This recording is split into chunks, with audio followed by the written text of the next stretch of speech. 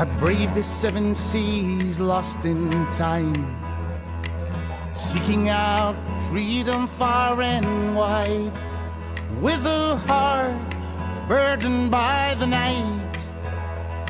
The spirit yearned to be a bird in flight.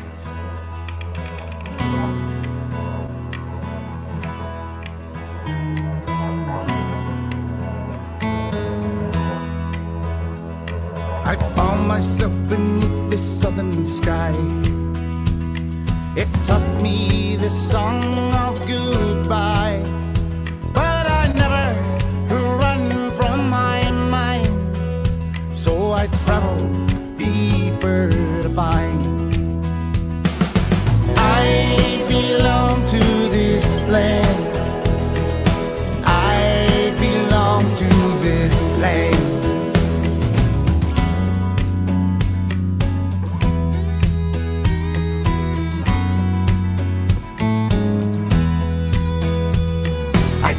Across this red hot dusty land, so far and so foreign from my mother's hands, and the people, they spoke in different tongues, and I knew this is where I belong. We belong to this land. We belong to this land. Belong to this land. We belong to this land.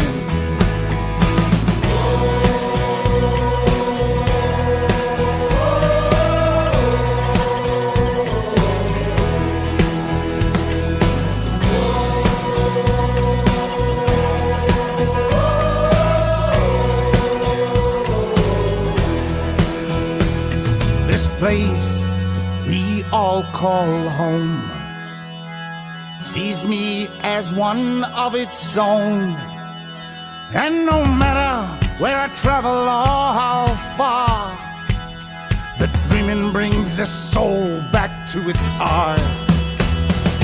We belong to this land.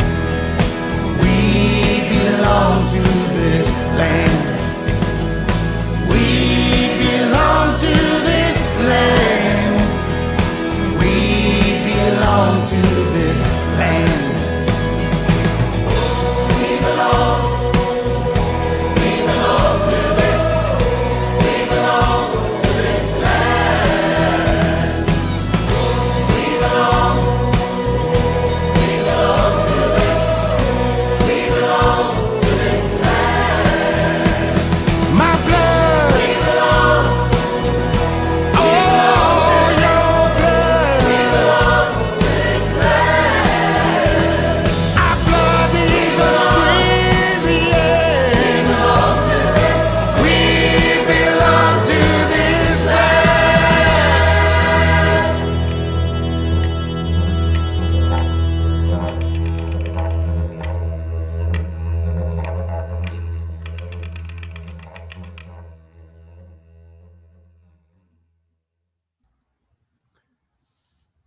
What a wonderful way to start a Sunday morning. How brilliant was that, man? Yeah. Do you want to introduce our guest? So have we got Colin on here? I was going to bring him on. Do you want to do an introduction and we just bring him on? Colin Lillie may well become the most famous immigrant in Australia. He's famously married to Jacinta Nampijinpa Price, who is leading contender for leadership of the Liberal Party. Get rid of the old right-wing guard and bring in a bit of fresh blood.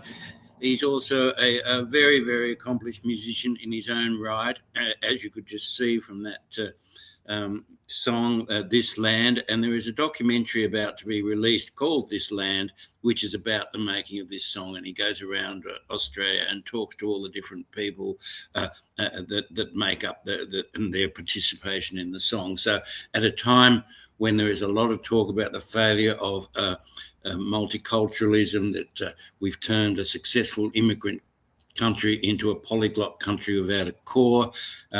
This is a very timely song. He believes that we can be unified through art, that art is basically the voice of the gods that will bring us together and unite us as a country and heal the wounds, not just of our personal past, but of our national past. And here we have the very famous, very accomplished Colin Lillie. G'day, Colin. How you going? Welcome to the cafe. Hey, Michael. Hey, John. How are you? That was fantastic, brother. That was seriously fantastic. Thank you. Yeah, great song. Yeah. Thank you very much. Thank you. Took it. I was just thinking though, when I was in Broome once, I found these graveyards of pearl divers who'd come from China, 100 years ago or something. Their family wouldn't know where they were, so they're born in China and they die in Broome. And it's interesting for you that you're born in such a different environment, as you say in the song, from your mother's hands. And then here you are in the heart of Australia, the red heart of Australia. It's such an interesting journey. Yeah, it's a strange one. Like for someone like myself, I think when I was listening to the Men at Work, Matting Down Under, like, would you call it, like when I was a kid, to think when I was like singing that song as a kid that I would be actually living here.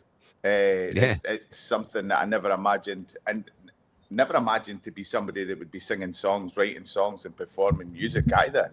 So that's the beautiful thing that I discovered. I guess if you look at the pearl divers, they're something that starts from a grainy sand becomes something so beautiful and priceless, like when it gets as it matures, So I feel like I'm like one of those pearls, like, I came to the desert, I got caught in the sand, I discovered my soul, and then I became this beautiful, like I'm grown into this beautiful thing that has allowed me to become the man I am today. And it's all because I was able to come to Australia.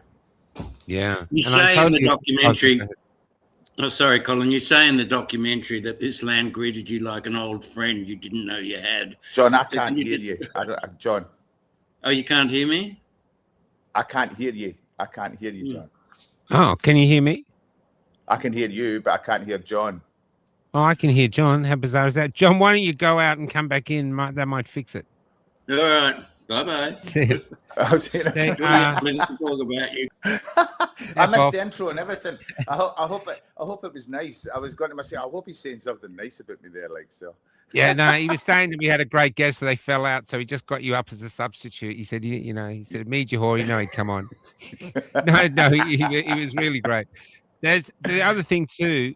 When you're talking about art, I 100% agree with that. That is my religion. I really believe in all the troubles we're having now, the one thing everyone's missing is the importance of art, new art right now, here, writing about this time, not using old songs written for other times. We need new art to re-identify ourselves as who we are as Australians. And that's what I think your song does staggeringly beautifully. Yeah. Thanks, Michael. I guess I was very surprised. I was expecting that, the art today, like, especially with the woke cancel culture that goes on, I was expecting them to create some new form of art that would be exciting, that would highlight exactly what it is, the message they're trying to say. But you're right, all they've done is put people in boxes, and they've just become a moment of mediocrity and a creative space where it's a safe space to create art that's safe. And like that. So I was slightly I am slightly it's not like it was the 70s. It's not like it was the punk era came out and change had to come, and change came and everything was part of that change. Art, punk, the whole being able to express yourself. What came out of this this new way of looking at art or presenting art was that the freedom that art was fighting for in the 70s was now being taken away from the artists, if that makes sense. And then you've got all those 70s punk rockers going, why on earth, what were we fighting for then? Why on earth did we basically say and do the things? So I appreciate that very much, like that, what you were saying, because that's what it's about. It's about re-energizing and saying, look, come on, we're better than this. This is what, this is why we're artists. Yeah. Well, I think art, especially poetry for me, is is God's way of untangling our souls. You get all this mess in you, and then out of that crap, you have a song, or a poem, or a piece of art, or something that makes sense of it. Yeah. And other people see it, go, oh, I get it. And this is how we communicate. So I think it's our connection to God, to be honest, or the gods. I've got an idea that beneath us all is like this ongoing river of poetry, and our lives, our separate lives, are like the geysers, are like the songs of that one connected poem, and that's why I think they've cancelled artists. I think they've done that. I got cancelled as a playwright because they know how powerful we are, and they don't want us out there, because that song could bring a country together. That's not what they're trying to divide us. The last thing they want is a song that fixes that divide. So suddenly become dangerous for creating something beautiful. And that really shows how lost we are. Yeah. And I think that's the thing that what I'm hoping for from the song is that I can create a school musical from it. And that then each of the artists that are in it become sort of animals of Australia. And then you have the little boy traveling through the country, creating his song. And then basically from that, they've all got their own unique little song, but they all come together. And so that's the plan that is the ultimate plan for me, to take it to the point where we're putting it in the schools and we're sharing it. Sorry, John, how are you? Well, can you hear me now or not? Oh, I can hear you. I can hear. Oh, you can hear me, Colin? I can hear you. So what you're saying, which is very radical, is that unity is our strength, not diversity. Is that what you're saying? Yes, that's what I'm saying. I feel that. If I hear that word diversity is our strength one more time, I think you just probably lost 2 Facebook pages just from that comment. I think diversity is conformity. That is all diversity is. Yes, it's all. That's all you do. Of course it is. Yeah. Unbelievable. So can we shift straight to the political for a moment? The new hate laws that have been just jammed through Parliament in a single day have basically woken up the country in a way that COVID did, really. Is it just like you can pass laws without consulting anybody? You can... how is this even possible? 6,000 submissions they never read, of course, because they altered the legislation on the morning it was jammed through both houses of Parliament. So how is that going to impact on the nation and its creativity and its artists and its people and its public discourse? I think it's going to be a night. Well, they said it was like, if we go back a bit, in Scotland, they came up with the similar laws before they came up with them in the UK, and they said it wouldn't affect festivals like the Fringe Festival. It wouldn't affect certain aspects of how art is created, how stories are told. But it did. It changed everything. It took historical stories and they made them have to be told in a modern way, which was about the diversity. Let's do Shakespeare, and Shakespeare's been one of those things that's always been played around with. Like artists have always played around with it. They've always tried to do something different, so the story could be told different, so they could tell the story different, and they could tell it in their own authentic way.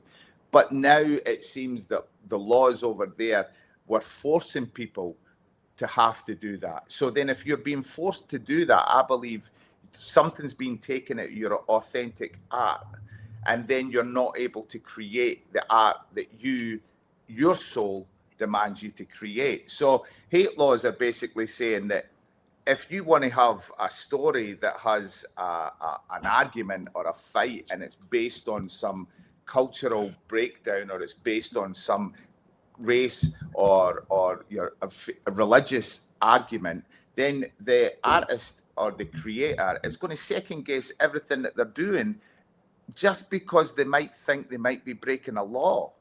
So it's also a bit like when you're trying to, like when we were home recently in Scotland, sitting around in a restaurant, and us being the kind of family that we are, having an open conversation about the things that we were seeing.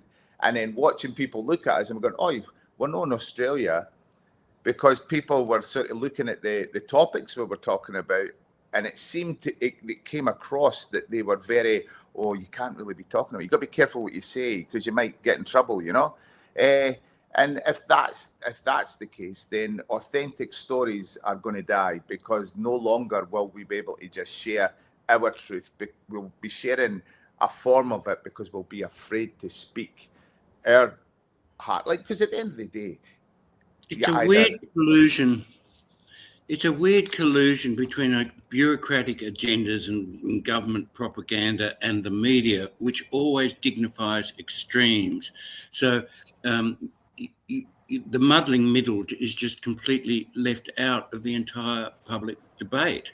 So, you know, as long as you're from some ethnic minority or you've just arrived or whatever, that's all fine. But if you're not a minority of some kind, you've got no hope of getting into the media and no hope of entering the public discourse. So you are ignored. And I think part of the curdling of Australia, the sadness that you see around you, is that the stories aren't being told. Nobody's listening. It's a defeated population which has been entirely cut out of the public discourse. What do you think? You're in the middle of the country. You see a lot. I think if we look at Stalin and Hitler, what was the first thing they went for? What was the first thing that those two regimes went for? Those two political movements, they went for the arts. They attacked the arts, and they attacked the arts by removing the things like satire, you know, freedom of like the cabaret. That's what Hitler went for. He went for the cabaret straight away, because that's where the majority of the nation would go to watch their comedians. They would watch their bands and stuff, and then Stalin created a narrative, you know, the communist realism, like, you know, like that was basically about creating movies, stories, and songs that aligned with their way of thinking. So then the nation was flooded by these. So I feel that, like, when we're here in the middle of the desert and you're in Alice Springs and you see Alice Springs, I've always said that Alice Springs is like God's petri dish. You know, we've got this beautiful place and God drops things in there to see what happens. And if it doesn't work, we go, oh, it's been like, I've never lived anywhere in the world that has been so tolerant. I have never, like, tolerance is a beautiful thing when it is, everybody is doing it together, when everybody tolerates it. But it's now become a thing where only one group of people are allowed to tolerate, and the other group of people are allowed to behave whatever way they feel like. And, you know, it's at the end of the day, it's like a family. Like, you know, you've got a family, and if the whole family's behaving badly, but only one person's tolerating it, then that becomes abuse. And when that abuse happens, then something uglier comes out of that. And it might not come out straight away, but it'll come out further down the line. So if we're going to tell people in and around Australia that you must now tolerate, you must constantly tolerate, and if you don't tolerate, then you can be criminally charged, or you can go to jail, or you can be fined if you speak up on what your eyes and ears are basically seeing and hearing. If you express that, then you could be charged with a criminal offence, because we want you to tolerate. That's going to end up being abuse, and when people get abused, you know what happens. And that's not me trying to be a conspiracy theorist. That's me saying history, the past, the things that people have had to go through before us shows us, you know.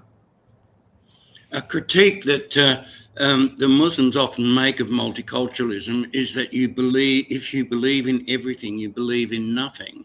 And ironically, people think that they would embrace multiculturalism, but in essence, they often don't. If you believe in everything, you believe in nothing. And that's kind of what you're talking about, yes? Yeah.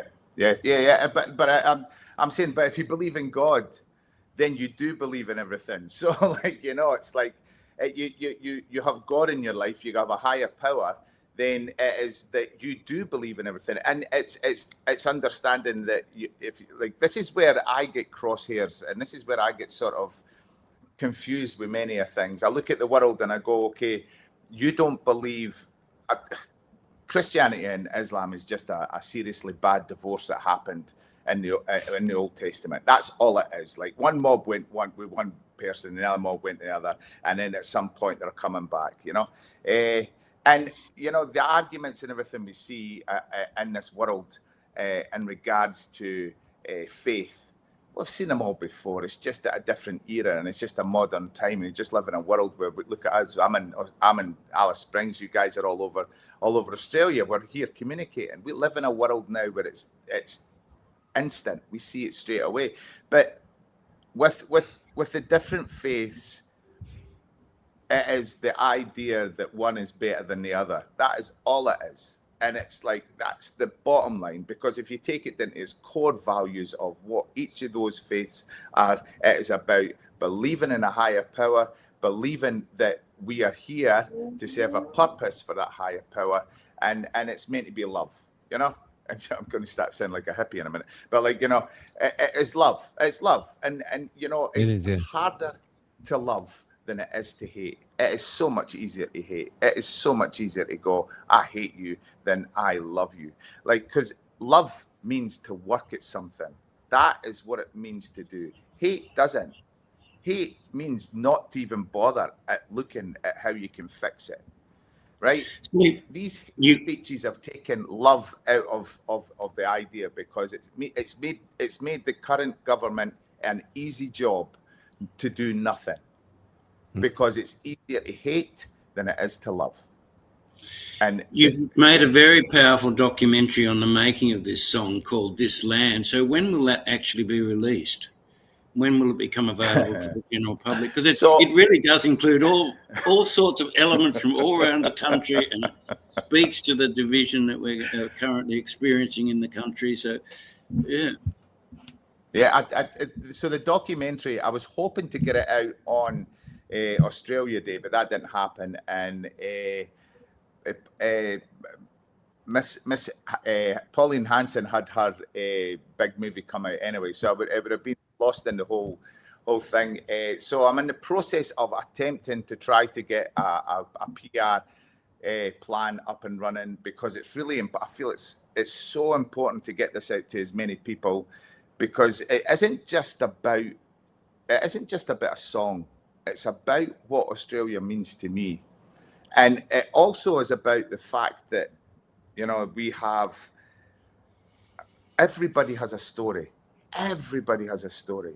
And when people are told your story is not as important as that person's story, then that's when people start neglecting who they are, neglecting themselves. And I can understand why, I'm married to an Aboriginal Australian.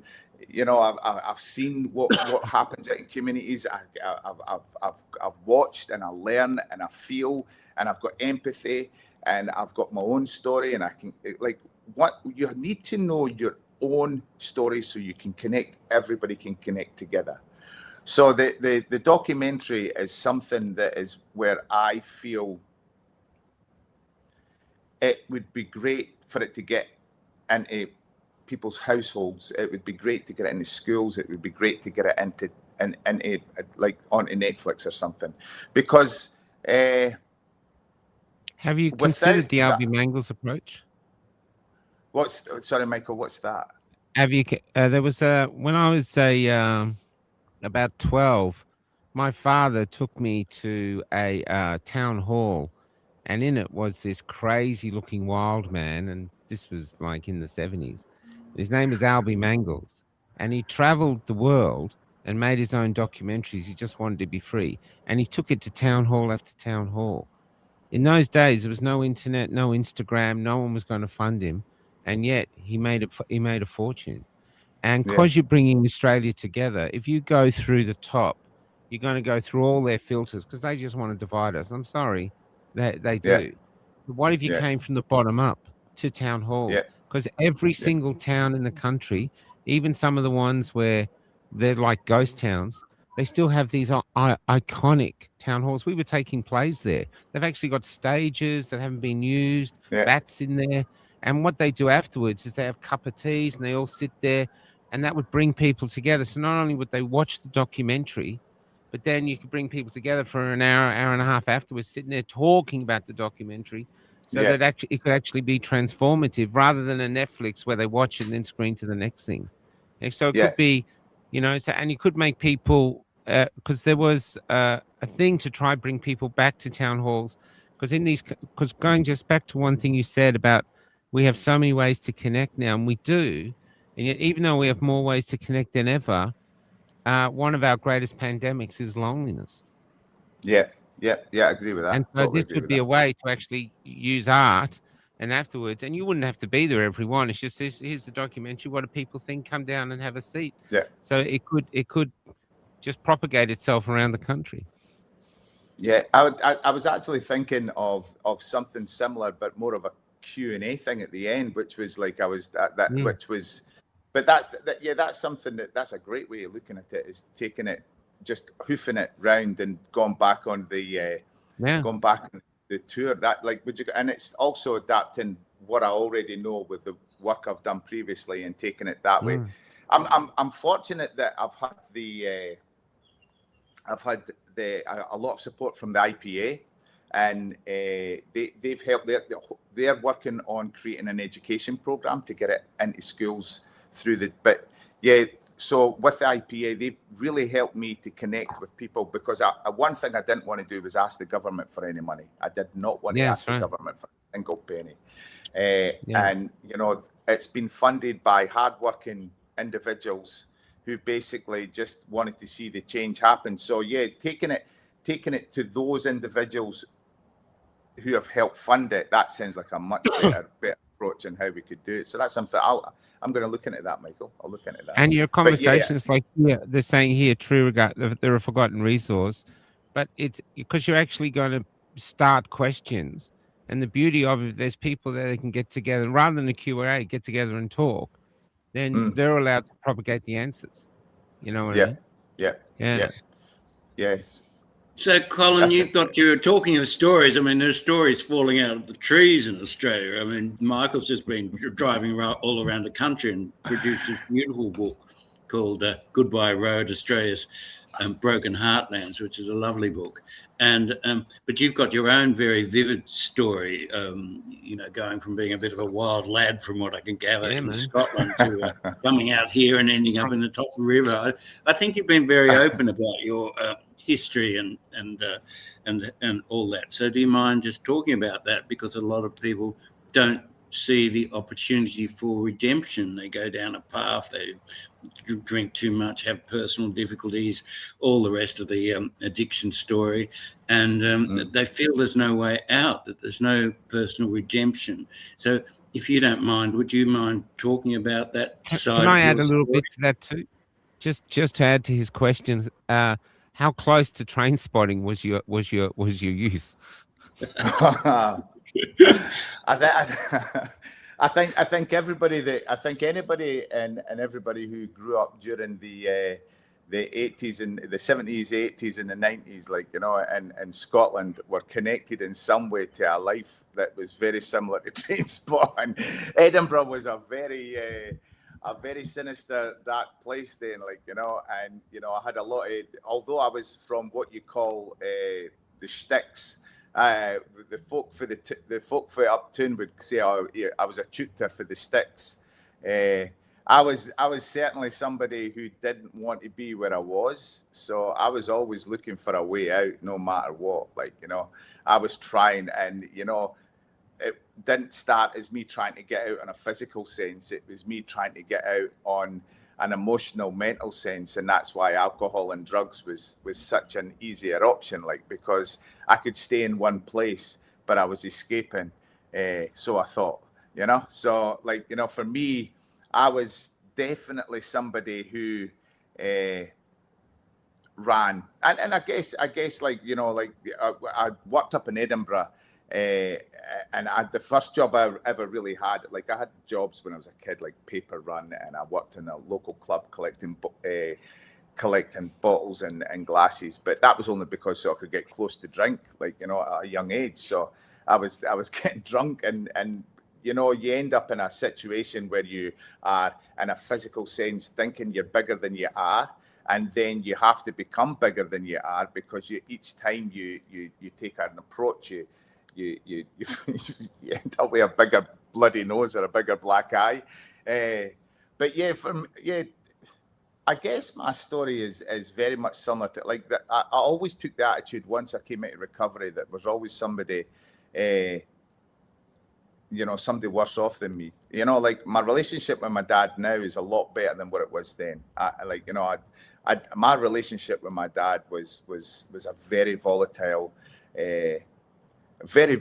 relationship. It was the kind of thing that, you know, he didn't know how to parent a kid like me. Had no idea, because I had no idea how to be a kid, because I grew up in a family where I had my mother who was extremely unwell. She had polio, post-polio, in and out of hospital. I had to help raise myself, raise my brother while my dad was away working. I had to learn to cook, clean. You know, they call them young carers now. It was just part and parcel of who I was.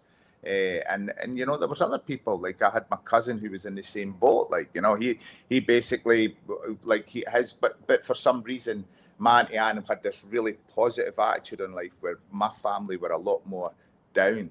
And my dad used to just not be able to deal with noise. You know, as a kid, he would react to noise in a way that was impactful and quick, easy, you know, for him. And that was violence. Like, you know, violence was easier. And back then it was just seen as how fathers and sons were. And then, you know, like as I got to an older teenage life, from the age of 14, my passion in life was alcohol. And then when I got introduced to drugs, that was it for me. Like, you know, life couldn't get any better. It was fantastic. The freedom that I got from using and abusing was just crazy. And in between that, I would have life happen in between that, and I would play the victim, because of this, because of that, because of them. There was always a cause. There was always something that was in the way. And I never imagined that for 1 minute could I get out of that, like, you know. And I don't think I ever wanted to get out of that, because I loved it. I loved drinking. I thought drinking was the best thing in the whole world. It was like, you know, when you've gone on a long drive and you open up your gas, and it goes like that when you open it up, and you put the nozzle and you can hear the engine taking that fuel. That's what drink was me. It was my fuel. It's what I would go for. It's like, and I would get myself into stupid places and situations, you know, and you know, I know some people say, oh yeah, I had a problem with the drink. I slept on the street. Times I wouldn't want to go home to partners because I had just got too drunk, or I was too embarrassed. I would be, you know, growing up where I grew up, everybody knew everybody, so you would get dropped off by the local cops, and like, where have you been? You know, like, and by the time I was 25, I was in a world of blackouts. I'd wake up in places and that and go, I remember waking up in Glasgow once. I remember waking up in Glasgow in this strange apartment, right? And I thought I was in Edinburgh. I woke up and I walked out and I went downstairs, and I thought I was going to get a bus back home, and I heard all these Glaswegian accents, and I went, Jesus, there's a lot of Glaswegians in Edinburgh today. What the heck's that? Like, you know, and you know, before I knew it, like, I went, I'm in Glasgow. How the hell did I get to Glasgow? I woke up in Aberdeen on a bus going to Aberdeen with the scariest looking man I'd ever seen in my life. And he's having this all-out conversation with me, and I'm going, man, who are you? And he's going, oh, we're going up to Aberdeen. We're going to meet some people. And I'm going, meet some people? How did I get here? Meanwhile, I've got people looking for me because I've been missing for 3 days back home in the village. Like, where's Colin? Like, nobody's got a clue where I've gone. And then I come back, and then like I've got my tail between my legs, hoping that that'll be love and open arms. But yeah, there's only so much people can take. And then it was my mum that basically said, look, you know, I met this Irish girl, and my mum said, look, you need to leave. You need to go. You know, you need to leave. If you don't leave, you're going to be dead. You're going to be in jail, or you'll be in a mental institution. You will go mad, and give us back our telly, please. You're not selling that for your drugs. So, like, would you call it, like, you know? So, like, There's that an kind old of thing. expression, Colin, you know, once an addict, always an addict. What do you say to people who say that sort of thing? Oh, I think, yeah, like, I guess there's once an addict, always an addict. If you forget you're an addict, like, you know, you can never, like, I'm a great believer. Like, I've got a good friend who I've just been hanging out with in Adelaide. He does a lot of recovery. He's a nice, he likes to say he's recovered from his addiction, but he is working on himself. So I like to say, each time I achieve something, it reminds me I'm still in recovery, because from the age of 14 up until the day that I woke up in Alice Springs, everything I ever did in my whole life was alcohol and drugs. Everything.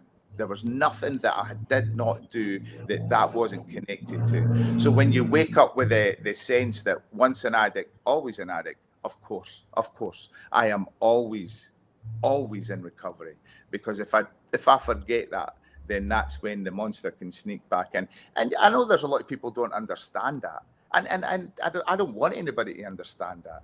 What I'm proud of is the family I have now and the life I'm living right now, because I am an alcoholic addict, because I am in recovery, and because every day I get up, I try to be a better person. And that's what God expects me to do now. Do you think there's a nexus between this sort of very raw experience and your current accomplishments? You know, well regarded as a musician, and a lot of this raw experience came out in your album Glass Homes, for instance. Do you think that's, if you hadn't had that experience, you wouldn't be the person you are today? Absolutely. If I hadn't, that's a bit like saying, it's a bit like looking at life and saying, okay, I'm just going to drop you in this situation here, and you are going to be this. And it's like, well, I can't be this unless I had done everything that came along, you know. I cannot be, you know, excuse me, you know, my wife is in circles that I'm like, what in the name? Like, holy moly. You know, like, would you call it? But the thing is, I'm along beside her because of the man I am, not because of anything else. She loves me because of all that. She loves me for what it has brought to our family, because what it brought to our family was an experience, a lived experience that a lot of people need. And our family needed, and I needed her lived experience so that I could see that I'm not alone in this world. She's such a glamour. You know what I mean? If she's in the room, she's such a glamour. She's got that natural charisma. If she's in a room, everybody's looking at her, and it's amazing. She is. But John, you might understand. Colin, can we just go back a tad? Because you were saying was so profound that everything was drugs and alcohol. Everything was just the norm, really. Yeah. There must have been a catalytic moment where something suddenly made you go stop, or did it happen over a period of time, like a few catalytic moments, or was there something that just hit you like a brick? There's been a lot of bricks hit me many a time in my life. Like, you know? You're from Edinburgh. God, there's been a lot of bricks. How you communicate. It's like your mobile phone. Hey, Colin. You know, you'd be at the pub, and the next minute there'd be somebody flipping gone for a go, and it's like, all right then. But yeah, there's I guess for me, my catalyst was waking up in the Todd River in Alice Springs, being kicked in the chest by an Aboriginal woman. An old Aboriginal woman who thought I was dead. You know, she thought I was dead. Like I'd been on the sauce for 3 days. I didn't know where I was, and I got kicked, and I lay there looking at this old dear kicking me, and she told me I needed to go home. I don't belong here. And she looked at me and she genuinely said, I don't belong here. And my partner at the time, my son's mum, I remember being on the phone to her dad and saying, I just can't do this. I just cannot do this. Like, would you go? He says, well, go home and everything will be all right. And so, and I remember saying to myself, you never came all the way across the world to bring the same problems that you had over in Scotland here. You have been given an opportunity to have a better life, to have something better, not just better for you, but better for your son. And I remember sitting. It was the worst. I've never had a hangover like it again, because it was my last hangover. And I remember looking at my son and looking at. I remember looking at the bottom of the toilet and then looking up at my son, because he was only nearly a year. And I went, nah, I'm not having this anymore. And I remember the pain in my side, because I think that old woman thought, oh my God, we can't have a white man found dead here. We'll get the blame for it, you know. And I call it, like, would you call it, the Aboriginal CPR, you know, just kick them until they come back to life. Also, can you point out the Todd River is famous because it's often dry. So for the people overseas watching, how much river was in the river? How much water was in the river? There was nothing. That's why I was in it, because it's like you can lie there and it's like, you know. So I must have passed out. But and she was kicking me in the chest, and she was just basically. And I wanted to belong here. I wanted to live here because I discovered something in me that I had never ever felt in my whole entire life. I felt I had lost my soul. And, you know, when you feel like you've lost your soul, and I was raised up fairly religious, like, you know, I was the one that would go to church because it was my sense of freedom. I could sing in church. I could belong to something great, right? I thought I had lost that because I'd walked away from God. I'd walked away from my faith. And, you know, I went, as we were talking about earlier, I went looking at other faiths to see what it was all about. I mean, my family were Protestant, and my grandmother heard went to Catholic chapel, and she wouldn't talk to me for a month because she was so angry with me that I had gone to chapel. And I was just trying to tell her that I just wanted to understand what all the arguments and all the fighting was all about. So I had. Can I just interject there? Sorry to be a pain. My parents had to get married in the back of a church in this tiny town in Wales because Mum was Catholic and he was Protestant. And the priest told them, "You will never last," because people in Australia don't realise the Protestants and Catholics are at each other's throats. They've just had their 60th wedding anniversary. See. You know? That's because they came to Australia and they could see the. But that I'm just saying, I was the same. You know, you're going to church. This was it, and it was really strange division because we were actually the same religion. We were Christians, and yet it was so divided. Yeah, and that's the thing that I'd felt I had given up, and I didn't realize that God hadn't given up on me. So then going, you know, having that point of that awakening, looking around at my son. And going to myself, geez, nah, that's not what I want. So the catalyst for me was being kicked in the chest by an old Aboriginal woman telling me I didn't belong, and me having this hunger. And you want to know, John, like I'm not afraid to talk about these things in the open because it is who I am. But it does worry me on who my wife is and how people can manipulate that so that they can use that against my wife, you know, because that is the world we live in. You know, there's always that. And that goes all the way back to what we're talking about at the very beginning, the hate speech laws, you know, not being able to be your true authentic self because you're afraid on how your true authentic self may be read and may be, you know, adapted to somebody else's narrative. And that's the beautiful thing about my wife. She basically says, no, you be you and we'll be us, because that's how you do it. That is how you do it. And that's how you get your 60 years being married.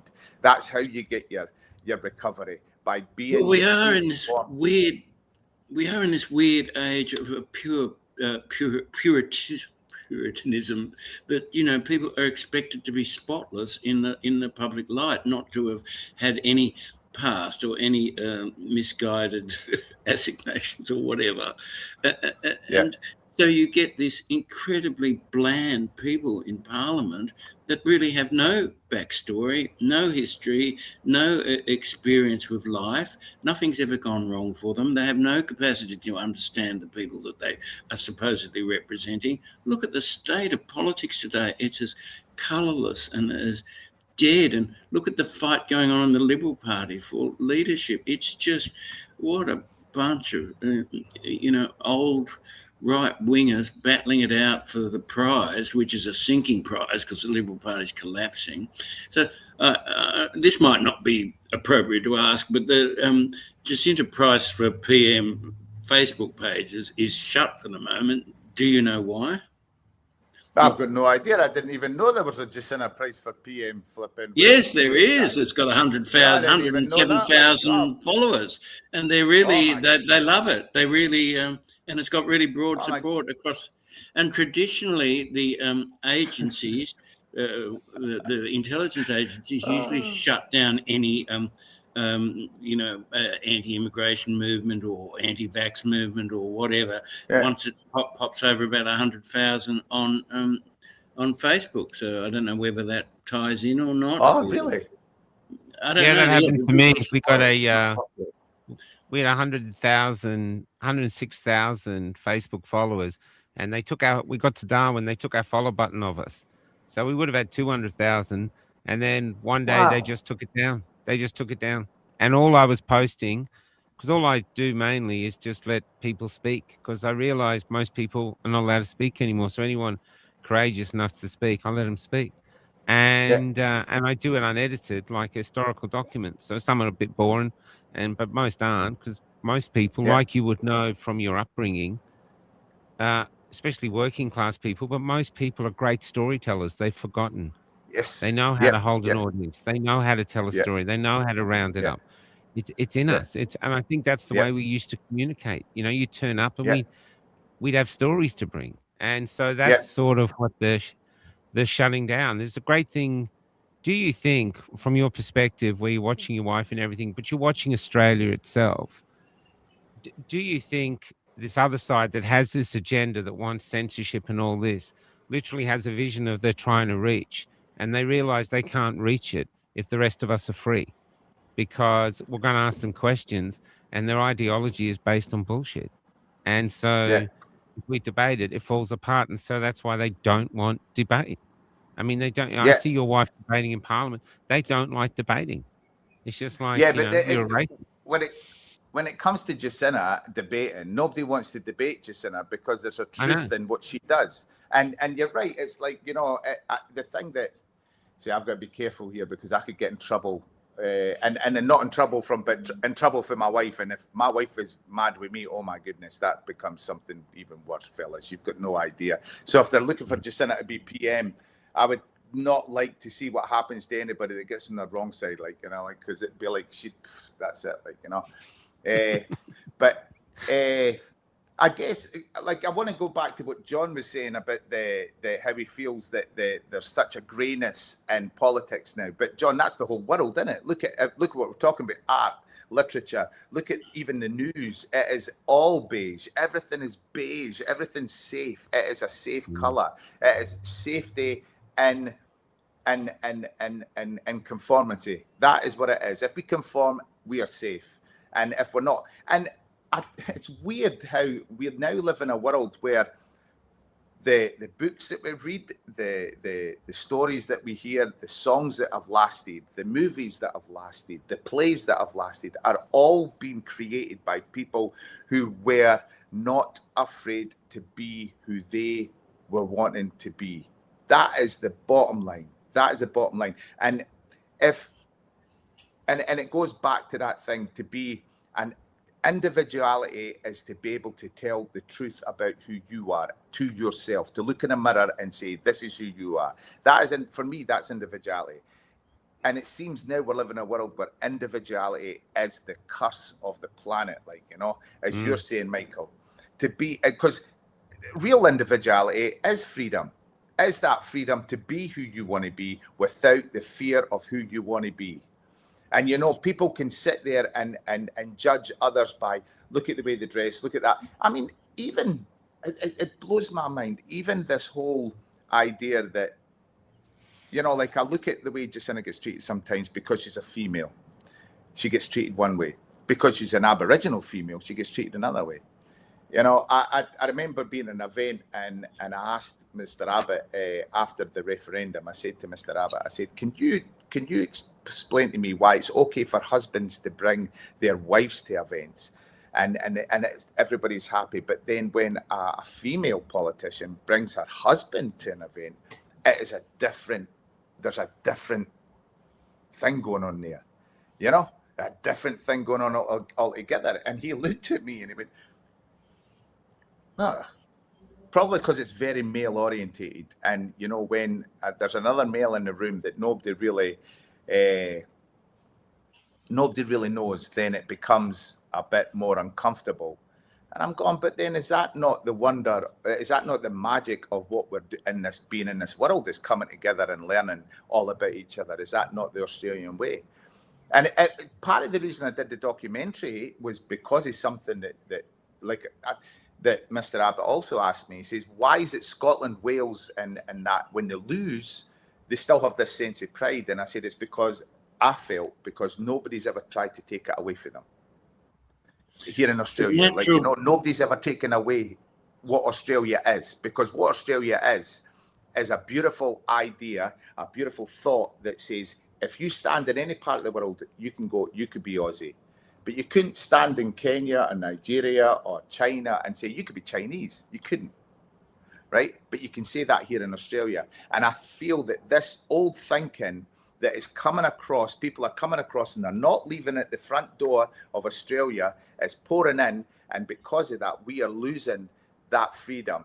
And hence, that is why we have more free thinkers coming out, doing podcasts like this, being able to allow people to speak their story, share their story, and show the world that there's nothing new going on here. But the new thing is how we're trying to shut down the storytellers. Like, you know, does that make sense?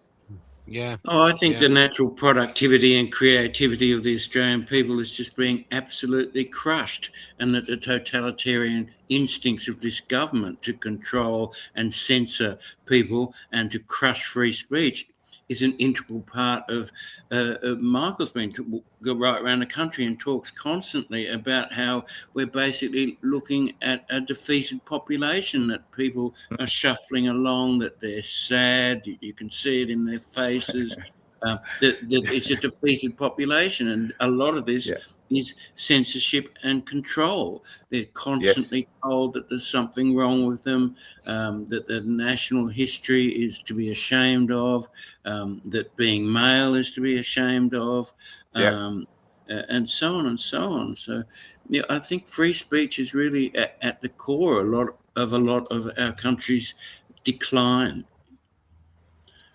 Yeah, and also we have laws already in place that can fight and can act upon the things that are happening right now, but nobody is willing to enforce those laws. Nobody's willing to, no lawyers, no nothing. There was no need for these hate speech laws to come through. No need for them at all, because we've got laws. Because of, like, and I'll go back, like the Australian Constitution was created by people who were the descendants of people who had been abused and had been taken from their own land and brought here, and a mixture of so many other cultures and that Constitution was there to make sure everybody here would have a go, you know, like could have a fair go. But now it seems that people want to argue that Constitution, and I go, why do you want to argue something that is clearly has worked for all this time, and now because you're arguing it, suddenly we've got all this hate, suddenly we've got all this violence, suddenly we've got all this discontent, suddenly we've got all, and that isn't because of our constitution, it's because of what's been brought over from other places. Now, I'm only saying that because at some point I had to decide, do I want to be Australian or am I going to be Scottish? Am I going to be a Scotsman living in Australia or am I going to be an Australian? And I wanted to be Australian because Australia has given me a life that I could never have had in Scotland. No chance. And so I became Australian, or I like to say a Scozzy, because, you know, I've tried my best to get rid of this accent, which is an original Australian accent, I have to say, but I love being a Scozzy. The best thing I've ever done was come to this country and sit and listen and grow and become a better version of myself, and it's like just sad to see. Do you know what was missing with the old hate speech laws? The theatre of it, the dark theatre. Yeah. Because what they've done by doing what they've done, raced it through, which didn't make any sense. They've basically shown all our politicians to be powerless in the face of this draconian change, and they've come out with vague laws. So we've already had podcasters pull out because they're scared, because they're thinking I might go to jail for what? They don't even know what for. So they're just going to default to silence. This is not about hate speech laws. This is about silencing dissent right across the country, and it's really going to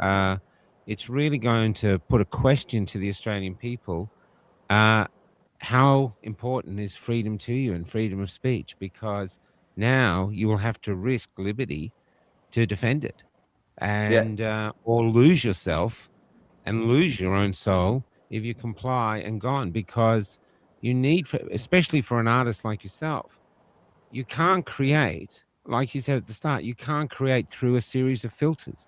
You can't create a song through a committee going, sorry, that word's wrong, this word's wrong. No, you've just got to get it out of you and then see what the universe wants to make of it. And that's what they're trying to crush. And it just keeps coming back to the fact that they're trying to sell us a future that is just not conducive to our souls, and we know it. Yep, and also I feel it's also the fact that they're not and this is the thing, this is the blinker thing, because if somebody if they just went like this a wee bit more, they'd be able to see that this is about a generation that's coming that is comfortable with not being able to see things on social media. It's comfortable with not being able to say this, or comfortable about holding within themselves their frustrations, their fears, and anxieties. Comfortable about creating art that goes through a specific different checklist. It's about the next generation. And if the generation that's coming just were able to see the freedom that it comes with them being able to say no. You can't say yes to everything. Like parents, like when you're a parent, you can't say yes to everything. If you say yes to everything to your kids, you raise self-righteous little shitheads, that's what you do. I mean, I was an arsehole, I was a complete arsehole. And part of the reason why my parents were the way they were, because I was an arsehole, right? Because I didn't know how to be anything else. And that is what's going to happen with the next generation, is that they will not know how to be anything else but people that are censored, people that are told you can't say this, people who are afraid to speak that. And it's just like, I'm sorry, man. Sorry, no. I'm very, there is good people and doing their best. Like everybody who goes into politics, I believe they go in for the right reasons, like at the start. And, they are the best of us. In Canberra, they are meant to be the best of us. They are meant to be the best of us. But it seems that we are losing something in that process in between for them to become the best of us. And that frustrates me, because I watch people who are trying their best get nowhere because others are afraid. The fear that people have is just, and I know what it's like to live in fear. I think we all know. I think we've all had our own personal battles, but it's knowing that you're afraid, facing it and doing it anyway. It doesn't matter if it's the right way or the wrong way.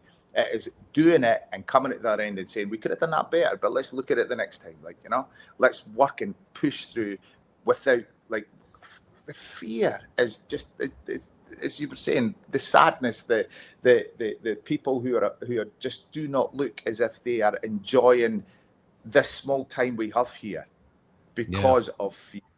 That is sad. Yeah. That saddens me. Fear is the virus, courage is the cure. We've said that from a early March straight on, and it's the truth. You're in a domestic abuse situation, or the victim is the one with the power, really, when they get the courage to say enough, stop. And I do wonder if Australians are getting to a point. Maybe they're scared of violence, but I don't think we need violence. We just have to go enough. This is unacceptable. You know, we live in the shadows of the shrines. We owe those soldiers an obligation to the freedom they gave us. It wasn't ours to give away. It's just ours to defend and propagate.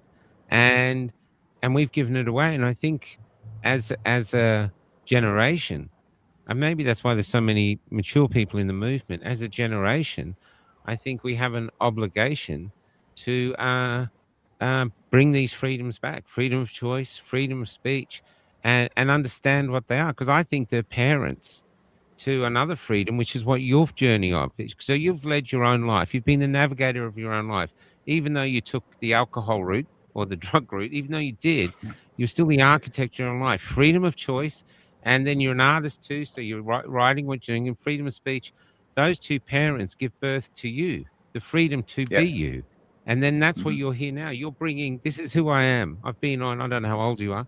You've been on this journey for this long, and this is who I am now. And you've reached here through the freedom to be your own navigator. And we're robbing that from the next generation. As if to say, no, we're going to tell you how to live. We're going to tell you how to think. We're going to tell you what's right and wrong. It's a recipe for disaster. There are people now in this country who are worried about going to jail if they criticise the Prime Minister. I mean, that's insane. It's completely insane. Albertini. It's a national hobby criticising the Prime Minister. What the heck? And let's be honest, like, if you're going to take on that role and you're going to become that person, then you should be criticised or you should be praised. I'm sure he would take all the praise if it was coming, but you should be criticised. That is the job you're in.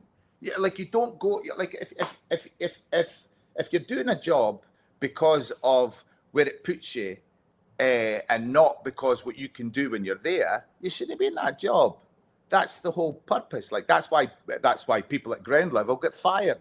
They get fired because you're not doing the job. Like, you're not doing it well enough. Sorry, you've had your 3 warnings, you've had your letter. Away you go. See you later. You know, that's the whole point. Like, and that is what life is all about. Life, like, I do not want to see my 4 sons afraid to live life just because life is being branded as being this. Now, I think civics are not being taught in schools, and they need to be taught in schools, because we need to teach our kids that you are free, but to be in a free nation, you need to lose some of those freedoms. You know, that is the thing. Like, you know, if you break the law, you go to jail. Great. Just let's not have stupid laws, like, you know, but, you know, and I feel that because we've removed religion from education, we've lost a moral battle, and we live with these modern ethics, but morality is only taught through faith. You can only learn that real deep morality through understanding where it all came from and why we have those. And I mean, we're not asking kids to become born again Christians in that. We're asking them, just look at this book. This book here is the reason why, oh, that book's wrong. Well, that might have been wrong, but they changed. They moved on. They moved up. Then there was another group of people that came along and it changed. They moved on. But the one thing they did keep was these 10 rules here. 10 rules. I mean, I went, like, you know, like we all have rules that we have our own morals in our own head. And as you said, Michael, you can travel a life whatever way you want, but you're traveling it with your own sense of values and morality in there, you know? And as you said, John, in regards to people that are in Canberra, you're feeling that there's a lot of them who are just beige in that. That is because they are not following what they believe. They're following what I feel anyway. They're following something that they believe is greater than themselves. You know, like they believe in something and they want to see it grow. But unfortunately, that's not working right now. And we just need to get I was getting a bit passionate there. It was getting a bit close to me. I could have been getting a bit of a talking to for the wife, like, you know. That's hard, man. As the first man, you got to go back to swatches. What do you think, beige or beige?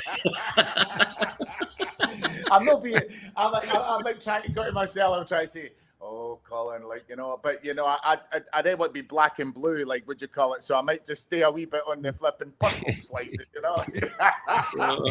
The first man with character, we can't have that. I mean, don't get me wrong, like, I can walk with my wife. I love going to different things with my wife just because of where I've grown up and where I'm from. I'm always like, wow, yeah, this is amazing. I totally get that. But like, I'm like, also like when it comes to hearing her talk, I love to watch how people are just like, oh, I never thought of it that way. But then action is where real change comes from, you know? Yeah. And it's like, if you don't put the things into action, like the things that I got taught on how to get over my alcoholism and drug addiction, if I hadn't put into action the things that other people had done and had gone through and how they did it, and I wouldn't be sitting here. I wouldn't be sitting here. No friggin' way. And that's the other thing. If we're going to change the past, if people want to change the past, well, let's change it to Santa. You know, like, what you call, make it worse than what it was, because it was, you know, like, give it something that we can all stand up and go, come on, let's move forward, which I think we've already got and everything that we're doing. But yeah, it's just, yeah, I got to be like, I almost gave myself away there, like, you know. So when you were doing This Land documentary about that song, the creation of the song, which I mean is incredibly well timed, did you think did you intend it to be a powerful political statement, or it's just become that in the post-Bondi, post-hate speech laws world that we're now stranded in? Did you mean it to be as political as it is become and has become? I don't think I meant it to be as political, because it all stemmed from me being cancelled. You know, I've only done one gig in a year.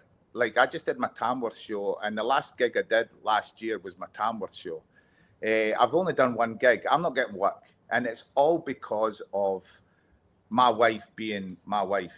You know, it's not all because of that. It's also because I stood up.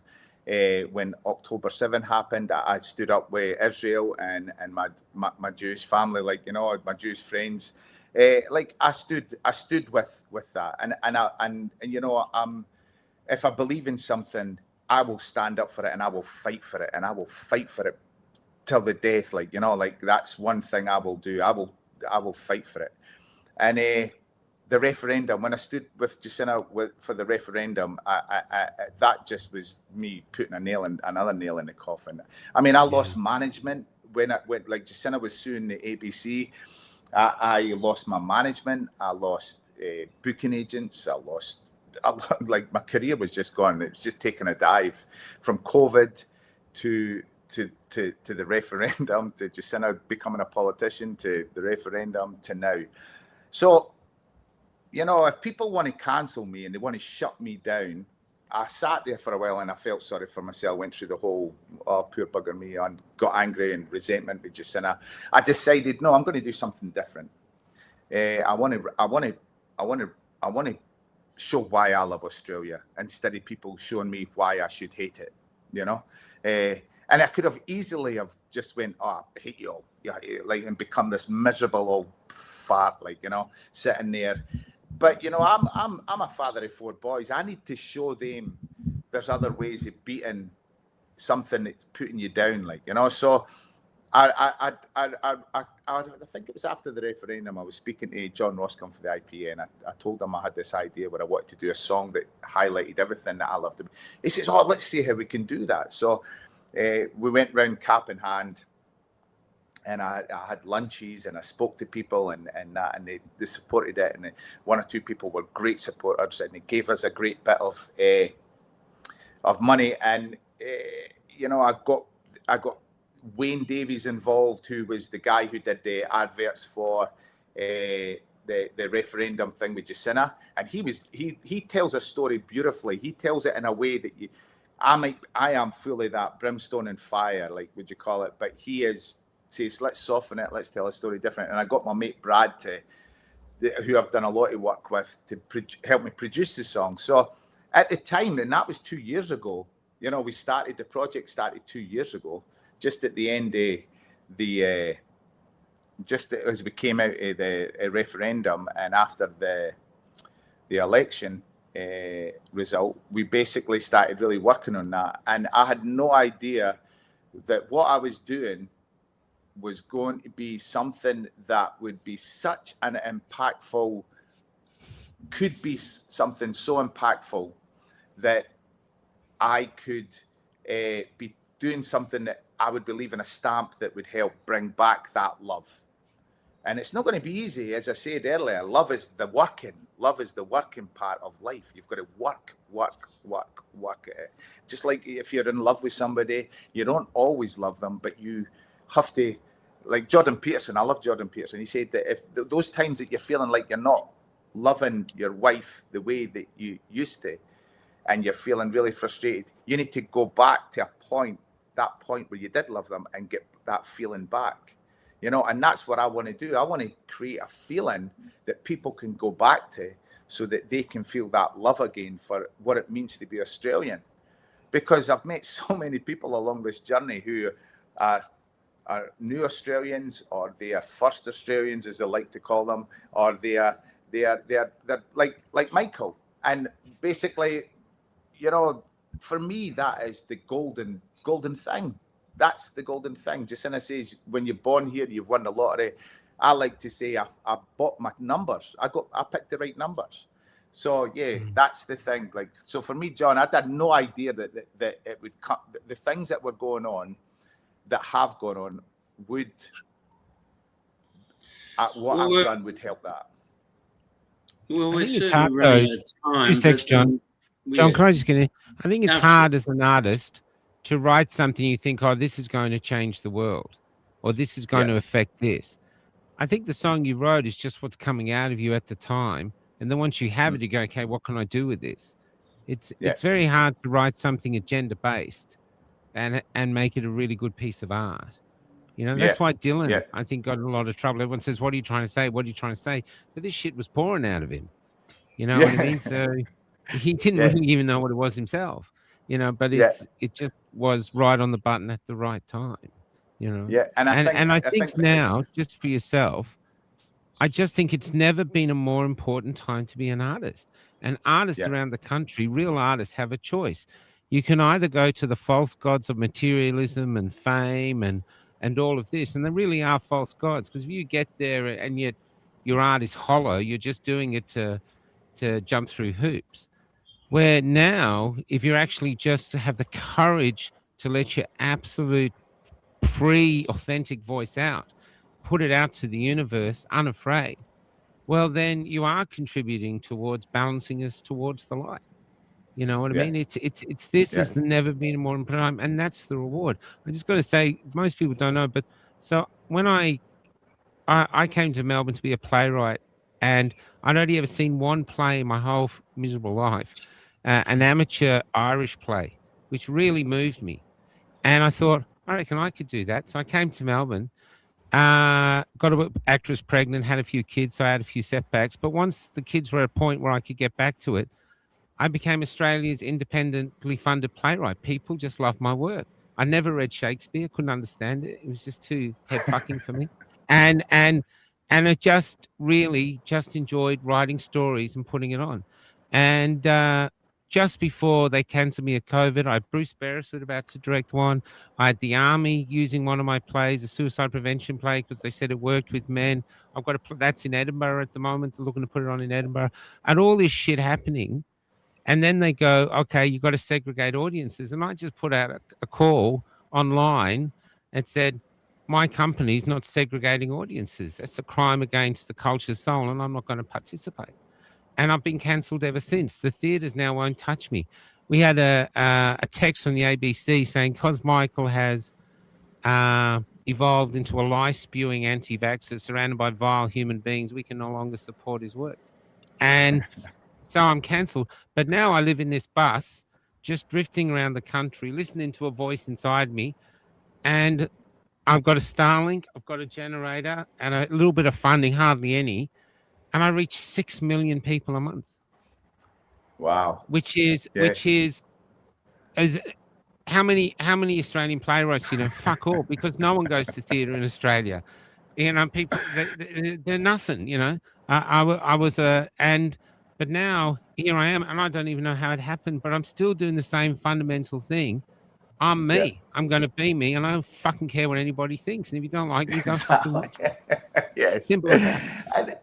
And from like, I never played or wrote music in Scotland. Everything I do is done here. Since the day when I decided to stop all my fun stuff, as I put it at the beginning, when I thought I was going to stop being fun and I was going to be a serious kind of guy, when I stopped taking the drink and the alcohol and the drugs, I basically started playing music, and that's when I found the voice that God gave me, and that's when shit started to happen. Like, it started to happen in a way that it happens, and I'm just lucky that I've met some of the most amazing people I've met in my life.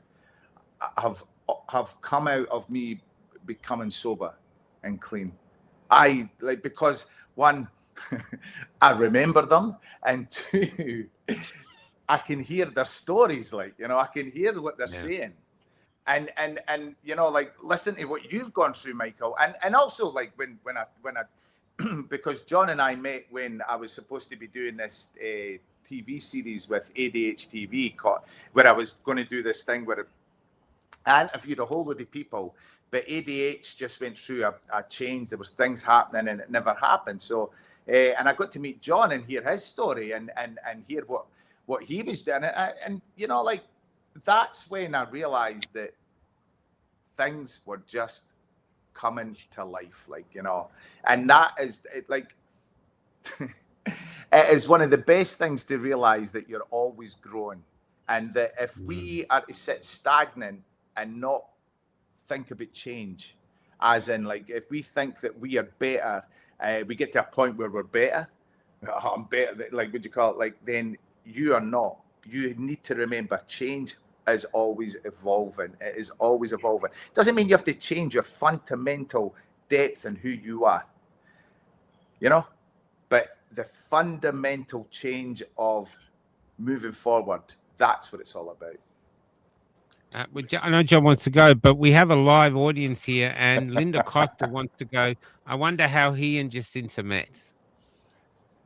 Does she want which story does she want? Because there's a couple of there's a couple of good ones. Would you call? Do you want the real one, or do you want Colin's made up one? Because Colin's made up the one that involves the sex tape will be good. I like to see people that I was happily walking down the street one day, and the next minute I had this sharp pain in my head. Woke up and I had a new colour telly and a couple of new kids, and Jacinta standing over me going, "You're claimed," with a big nulla. But it's not as exciting as that. I was playing a gig in a place called Annie's in Alice, and I was with my offside at the time, and Jacinta says we had met once before in the A&E accident emergency, and basically we had met. We had both our boys, but the day I remember seeing Jacinta was I was doing a gig. She walked in through the bar, and I just goes to him offside, and I said, "Who's that?" And he went, "Oh, that's Jacinta Price. She's on TV." and stuff. She does Yamba's Playtime, and I said, really? I says, she's amazing. I said, I'm gonna marry that lassie, you know. And he turned around, he just turned around and went, yeah, whatever. He says, because it was like whatever, they're playing down, and here I am, you know, like here I am. You know, I know it sounds completely corny and just those mad things, but as John was saying earlier, Jacinta fills up her room when she walks into it. You know, she fills it up. She's got this magic, like, you know, Jacinta would turn around and say, when Colin's on a stage, that's what he does. You know, like, so the two of us together, just something was happening. Like, you know, like for me to come from the life I had from the other side of the world, discovering my soul underneath a rock in the desert of Australia and Alice Springs of all places, and then to meet Jacinta, and then Jacinta to be where she is, that I had no control over that. No control over that at all. That was God stuff. That is God working. And like, I don't care what anybody's going to say, yeah, you hear about, not to me. That, where I came from, yeah. To just, don't go all mushy on us. The most profound question of the night from the audience is, do you dye your moustache? People want to know, do you dye your moustache? Thanks, I tidy it up because the wife, I was in Nashville and I was doing a photo shoot thing, and this woman came up and she says, I want to do something to your beard. She just tidied up all the dark parts, and that's how all the dark parts come out. And she basically said, that's how your beard should be. And I came home with it, and Jacinta went, you're keeping that. Because one of my favorite stories is Wind in the Willows. I love Wind in the Willows. Like, I've always loved Wind in the Willows, like, you know. And I've now got to the age now where I'm Jacinta calls me her badger, you know, because I'm keeping the old ways, like, you know. Well, Badger, we're out of time. It's been a really wonderful interview, and I really appreciate you coming on. So any final words? What's the future? The country, of course, is in obvious need of healing, and let's hope that the song, This Land, and the doco, which is about to come out, and you and your lovely wife will all be a part of that national healing. So any final words? Yes, thank you so much, James. It's been a beautiful, and Michael, beautiful. I like John, as always. I love sitting with John. John's like this incredible. He's got this knowledge that when you sit with John, he just comes off with it, and you're like, where does that come from? But Michael, it's been so beautiful to meet you too. I just feel like when we it's been like it's not really been like an interview. It's just been shooting the shit, really, like, you know. And I feel that this here is what more of Canberra need to do. You know, they need to just shoot the shit a bit more and just say, all right, then, this is what, and I hope that's what happens, because I really have enjoyed just, you know, there's always, you know, just being honest with one another. If you can be honest with one another, like, what you call it, that's the thing, like, it just, and that's the authenticity, that's the bravery. And if everything does go to shit, I'll make sure I'm in the same jail, what you call it, block as you guys, and we can all hang out together and read a few more books and that, like, you know. Can't wait to see what happens, like, you know. Well, there's a just to finish, there's I used to, when I was young, I used to get scared that I was a mushroom, you know, kept in the dark and fed shit, until I reached my age now where I realized I'm a mushroom. And but one thing I have learned, or one thing I choose to believe, is that life can be really hard sometimes, but the gods gave us one thing to get us through everything, and that's each other. And that's why we can't be divided. We're together. This is how we cope. This is how we got here. So, it's been beautiful to meet you, Colin. Really, real pleasure to meet you, brother. Yeah. And John, I want to say one thing just before. I don't believe the Liberal Party's dead. I believe the Liberal Party is going through a change that will come out the better, because I want to finish on this. I grew up in such a socialist nation. Scotland's such a socialist nation. It was such a socialist nation. And, you know, I never voted Labour in my life because I saw what socialism did to my community, right? It killed it. It did kill it in the end. It killed it in the end. And I was never going to be a Tory because that was a class thing for me. Conservatism was a class thing. So I was SNP. I wanted independence for Scotland so we could do it ourselves, right? That was freedom, like, you know. But I went home this time and I saw what that SNP for the last 17 years has done. And it's done the whole yellow, you know, that diversity thing is everywhere, right? But what I will say is this. When I read about Sir Robert Menzies, and we call him Menzies in Scotland, he's no Menzies, it's Menzies. I read something that I felt I understood more clearer. And I just feel if we can return back to the coreness of what he was trying to bring, those people that we were talking about that in the middle will regain their voice again. They will regain their voice again. It's just that we need those in Canberra to be as brave as Menzies was and sharing that vision. That is all it is. That's all it's needing. It's just needing that, you know, strength. That's it. So I believe the Liberal Party will come back. I do. The rise of the muddling middle. There's something to look forward to. We'll be back next week at the same time. I have to say, you look very handsome this morning, John. Now that you've got the light in front of you, you're looking very handsome today. Oh, yeah. Well, thank you. Look at that! Look at that smile. Okay, we're going out with this song, this land. So we're going out with the same song we started with, and I'm going to play another song after it called "Awoke," which I was listening to and really loving. So I'll play the two songs to go out with, and we'll see you tonight with Mark Aldridge and Dr. Oosterhouse. So take care, Colin. Thanks so much, John. Take Great care. show. Much love. Thank you, Colin. Thanks a lot. Bye. See you. Bye. Take care. God bless.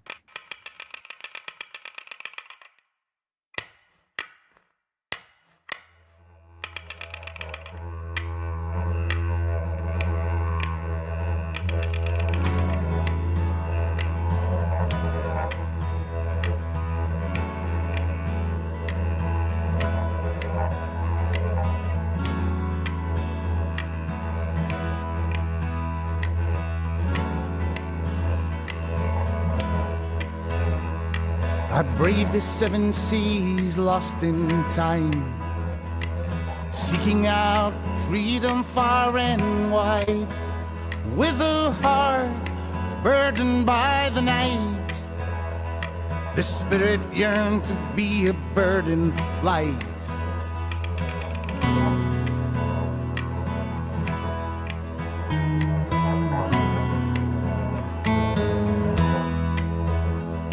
I found myself beneath the southern sky.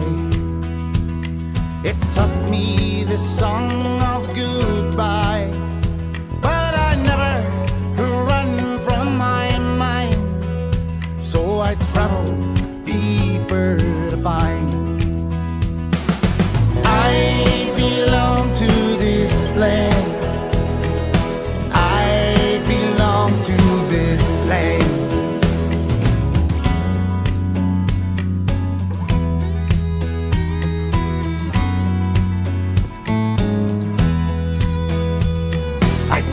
Across this red hot dusty land, so far and so foreign from my mother's hands, and the people, they spoke in different tongues, and I knew this is where I belong. We belong to this land. We belong to this land. Belong to this land. We belong to this land.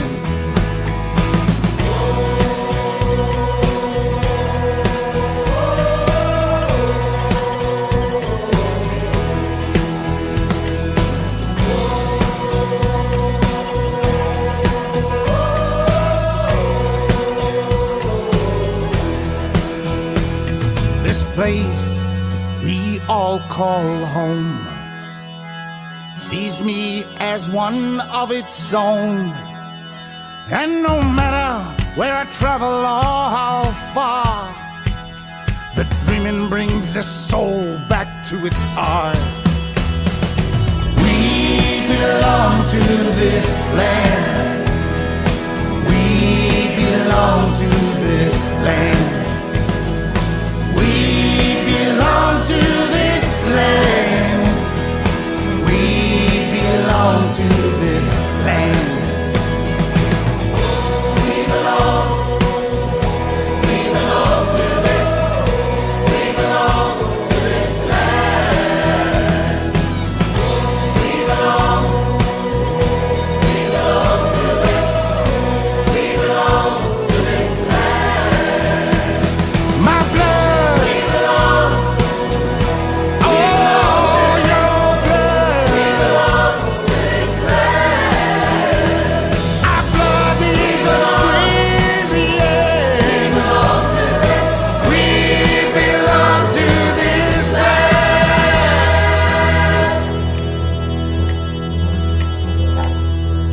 Great was that. This is a second song called Awoke. I've listened to this a few times. I really love it. So have a listen to this. Oops. Twisted like a beast, I was seeking out a new day. Yeah, fear ripped into me. Wouldn't take what I was offered, 'cause I felt I don't belong. But I wanna see your face now, 'cause I wanna feel like home. Drum in my chest is pushing me forward. And all I'm asking is all I need. And clock has me hanging for your love. And all I'm asking is for my peace. We'll run through the old town, dancing with the shadows, and we won't fight with the past now, 'cause it's lying in the fallow. And if living is for forgiving, go easy please, 'cause this desert's like a blanket, and its dreams are killing me.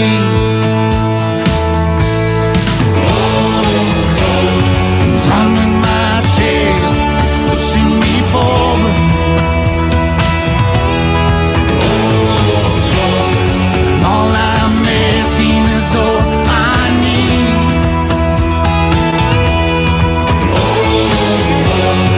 Clock has me hanging for your love.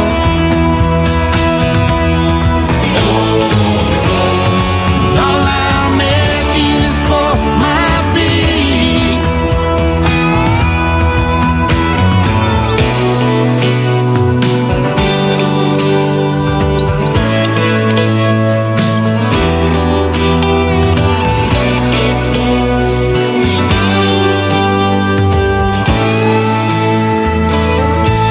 I woke from a dream, twisted like a beast, feeling like I'd found a new day, the flowing from me.